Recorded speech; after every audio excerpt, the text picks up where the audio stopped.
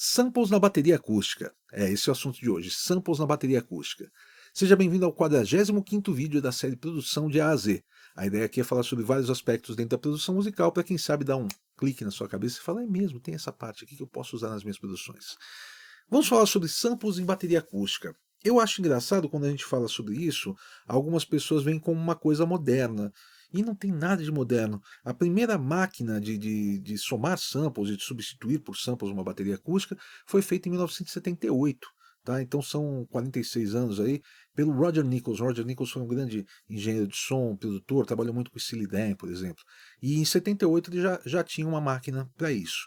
E os anos 80 tem muita coisa com sample em bateria. Bateria acústica tocada, adicionado sample e também muita coisa tocada em pads, né, com samples e tal.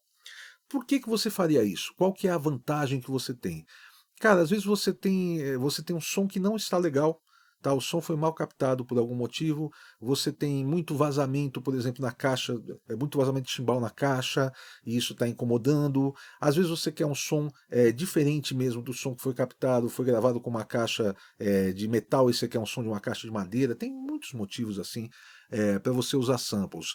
Eu uso muito para soma, para colocar sons que não estão ali, entendeu? E adicionar esses sons. Então hoje eu quero falar um pouquinho sobre essas coisas todas.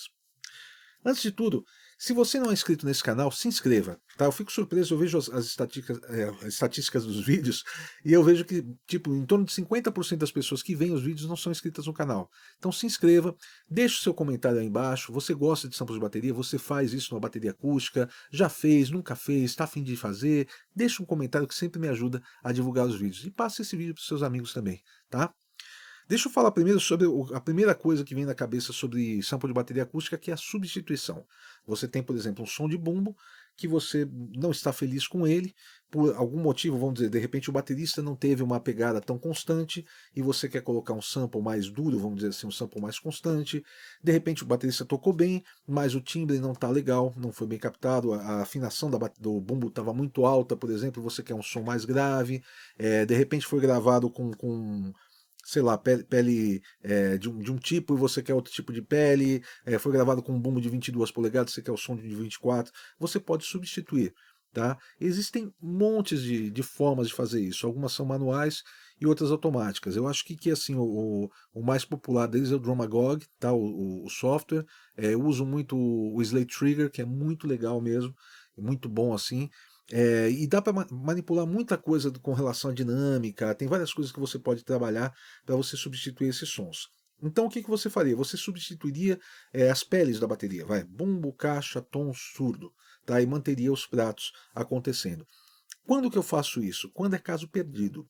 Tá? E raramente é caso perdido. Tá? A maioria das coisas eu consigo, mesmo que tenha uma captação que não está muito boa, eu consigo manipular e fazer ficar, no mínimo, boa, no mínimo agradável, sabe? Mas, assim, os casos perdidos é aquela coisa que você ouve um bumbo que não tem grave nenhum e você fala, putz, não tem jeito. Ou então uma caixa, como eu falei, com muito vazamento de chimbal que não está vindo, ou então uma afinação de caixa que está absurdamente alta numa música que pede uma caixa com uma afinação mais baixa. O músico mesmo manda para você, olha, isso aqui é a referência da música. E você ouve aquela caixa, pum, né? E o cara gravou, tim, né? Então a gente substitui. Aí quando você substitui é muito mais fácil, porque você simplesmente substitui, você não precisa se preocupar com vazamento das coisas, porque o vazamento acaba ficando mínimo em relação ao som original. A gente acaba usando muito o som do close, né, o som do bumbo próximo da caixa e tudo mais, então ele não atrapalha, o vazamento da bateria não atrapalha. Eu acho muito legal isso daí quando você tem as situações que eu falei, caso perdido, tá? Coisas que às vezes eu pego uma bateria, por exemplo, substituo o bumbo, tá?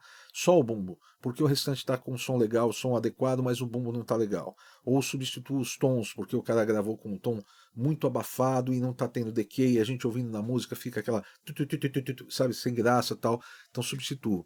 Mas assim, casos perdidos, normalmente não é isso que eu faço. Deixa eu falar de um outro assunto. Se você está montando o seu home studio ou você já tem o seu home studio, eu tenho um guia para você, chama Guia do Equipamento para Home Studio. E ele é gratuito. A ideia é passar tudo que você precisa para montar o seu home studio, desde escolha de computador, de interface, de microfone, monitor, fone de ouvido, tudo que você precisa para poder gravar sua música em casa. Legal. E assim, esse guia gratuito, como eu falei, eu vou deixar um link aqui na descrição, tá? Ou na minha bio. Então entra lá que vale muito a pena. Ele vai te clarear a coisa bastante, tá? Te dizer o que você precisa para a sua necessidade específica. Se você é um cantor que precisa montar um home studio aí para gravar sua voz, você precisa de um tipo de equipamento. Se você é um baterista que quer gravar, você precisa de outro. Eu falo sobre tudo isso lá, tá? Deixa eu falar de uma outra coisa aqui.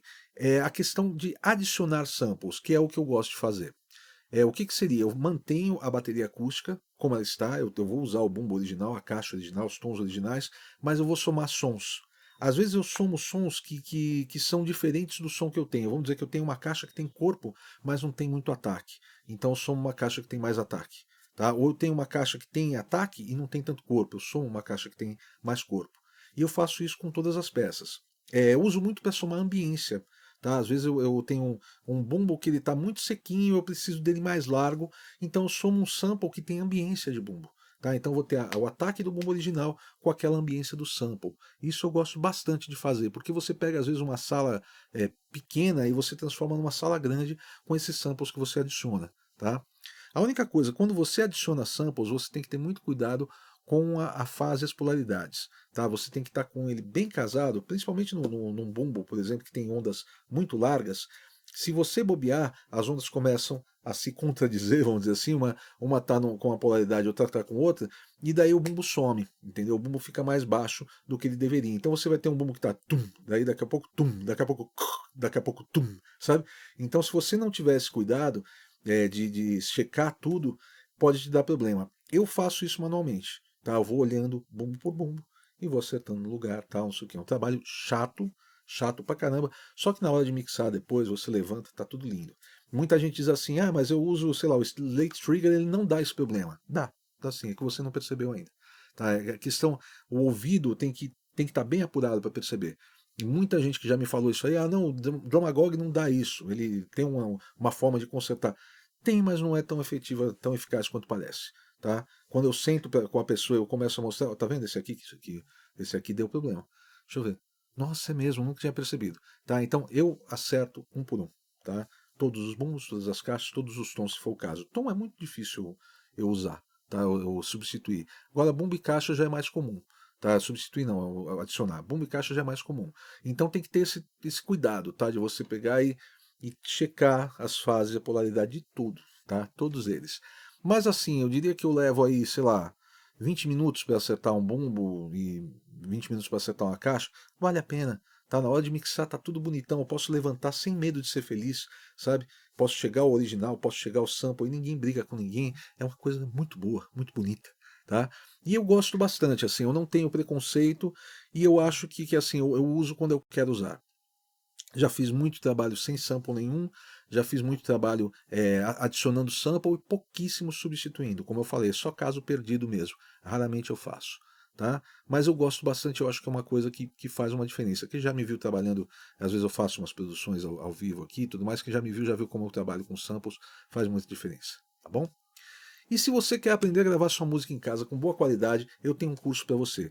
Ele se chama Então Você Quer Gravar Sua Música? A ideia é te pegar pela mão, tá? E desde o começo, desde a escolha do equipamento, vou falar sobre gravação de vários instrumentos, você vai acompanhar a produção de uma música completa, tá? Falo sobre processamento de som, falo sobre edição, mixagem, masterização, até um pouco sobre o lançamento nas plataformas digitais, tá? É um curso bem completinho mesmo. Eu vou deixar um link aqui na descrição ou na minha bio. A gente se vê semana que vem. Valeu!